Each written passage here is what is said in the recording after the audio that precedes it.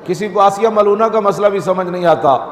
کسی کو مسجد کے سپیکر اترنے کا مسئلہ بھی سمجھ نہیں آتا، اور وہ لاہور ایک کالج کا پرنسپل ہے، وہ اپنے کالج کے لڑکوں اور لڑکیوں کو لے کر مرزائیوں کے مرکز میں گیا، وہ کہتا ہے ہم اقلیتوں کے ساتھ جو ہے وہ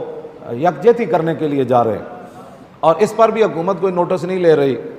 یعنی یہ سارے مسائل، یہ مجھے تو نہیں سمجھ آتی کہ پاکستان کو یہ کس طرف لے جانا چاہتے ہیں، کہ حضور کی ختم نبوت کے منکر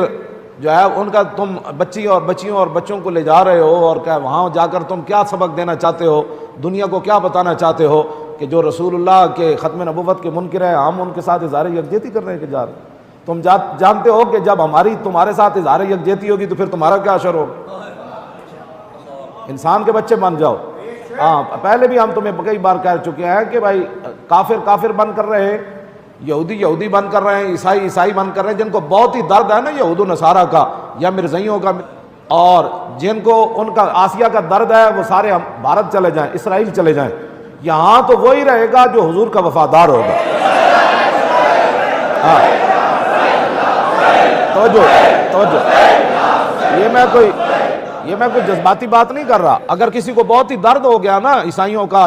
عیسائی بن کر رہ رہے ہیں، کبھی بھی کسی کو پریشانی نہیں ہوئی، نہ ہمیں کبھی پریشانی ہوئی ان کی، جو مرضی کریں اپنے معاملات کرتے ہیں، وہ جاتے ہیں اتوار کو اپنے معاملات وہ بجا لاتے ہیں، ہمیں تو اس کا کوئی مسئلہ نہیں ہے۔ حضرت عمر بن عاص تھے نا مصر کے گورنر، تو حضرت حارث کندی صحابی تھے، وہ ایک عیسائی کے پاس سے گزرے تو اسے دعوت اسلام دی، اس نے بجائے اس کے کہ اسلام قبول کرتا، اس نے حضور کے خلاف بات کر دی، آپ نے مکہ اٹھایا، اس کا ناک توڑ دیا، پھر تلوار اٹھا کے اس کا جو ہے وہ سر تن سے جدا کر دیا۔ حضرت عمر بن عاص فاتح مصر بھی ہیں، صحابی رسول بھی ہیں، مصر کے گورنر بھی ہیں، ان کے پاس مقدمہ چلا گیا کہ یہ مسئلہ ایسے ہو گیا، تو آپ نے بلا لیا صحابی کو، فرمایا یہ آپ نے کیا کیا؟ آتیناہم العہد، فرمایا آپ کو پتہ نہیں ہے ہم نے ان کو عہد معاہدہ کر رکھا ہے، ہم نے ان کو عہد معاہد کیا ہوا ہے کہ ہم نے ان کو پناہ دی ہوئی ہے۔ تو آپ نے فرمایا معاذ اللہ، ہم نے ان کو پناہ یہ دی ہوئی ہے کہ حضور کے خلاف بات کرے، ہم نے ان کو پناہ یہ دی ہوئی ہے کہ یہ اپنے جہاں عبادت خانے ہیں ان کے وہاں جو چاہے جا کر کرے، ہم ان کو معاہدہ یہ دے رکھا ہے کہ جو یہ طاقت نہیں رکھتے ہم ان پر اس قسم کا کوئی ٹیکس نہیں ڈالیں گے، اور ہم نے ان سے معاہدہ یہ کر رکھا ہے کہ اگر ان پر کوئی حملہ آور ہوگا تو ہم ان کا دفاع کریں گے، ہم نے ان سے معاہدہ یہ کر رکھا ہے کہ یہ اپنے معاملات اپنے مذہب کے مطابق چلائیں، ہاں اگر یہ چاہیں گے کہ اسلام کے مطابق ہم ان سے فیصلہ کریں تو اس وقت کریں گے۔ یہ ہم نے ان سے معاہدہ کب کر رکھا ہے کہ حضور کے خلاف بات کریں؟ صحابی سے بات کر رہا ہے، ظاہر ہے گورنر تھے، انہوں نے کہا کہ یہ میری رعایا کا بندہ ہے، آپ نے اس کو قتل کر دیا، یہ تو ہمارا معاہدہ ہے، اس نے ہم سے معاہدہ کر رکھا ہے، ان کی ہر چیز کی حفاظت ہماری ذمہ داری ہے، جس طرح پاکستان کی ریاست کی ذمہ داری ہے کہ اقلیتوں کے حقوق کی حفاظت کرے۔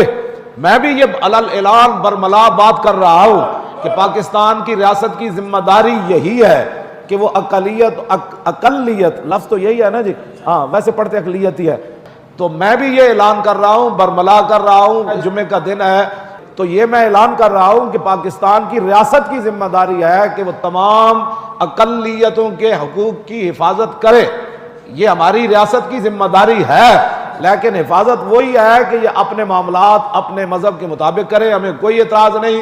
اپنے رہن سہن شادی بیاہ خوشیاں غمیاں اپنے عقیدے کے مطابق کرن سانو کچھ بھی نہیں، اپنے کلیسیاں وچ مندراں وچ جن جا کے مرضی اپنے مذہبی رسومات بجا لان سانو دے تے کوئی اعتراض نہیں، اپنے تمام فیصلے اپنے آپ کرن سانو کوئی دے تے مسئلہ نہیں، لیکن ایک گل انہاں نوں ہمیشہ سارے نوں مد نظر رکھنی چاہیے کہ جدوں تسی حضور دے بارے کوئی گل کرو گے پھر کسی کے لیے بھی معافی نہیں ہے۔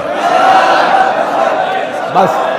یہی حضرت عمر بن عاص کو حضرت حارث کندی نے کہا جی، صحابی رسول نے فرمایا معاذ اللہ، انہوں نے بھی یہی بات کی، جس طرح آج لوگ خلط مبس کرتے ہیں، ایک بات کو دوسری سے ملا دیتے ہیں، کیوں جی نماز بھی اپنے ٹائم پر فرض ہے، کیوں جی صبح عصر کی نماز مغرب کے وقت نہیں پڑھی جا سکتی، اور صبح کی نماز ظہر کے وقت نہیں پڑھی جا سکتی، نماز بھی اپنے وقت ہر چیز کو اپنی جگہ پر رکھو، ہاں رات کے وقت رات کا کام، دن کے وقت دن کے کام، عصر کے ٹائم عصر کے کام، ماں کو ماں کی جگہ، بیوی کو بیوی کی جگہ، بیٹی کو بیٹی کی جگہ، یہ نہیں تم خلط مبس کیوں کرتے ہو؟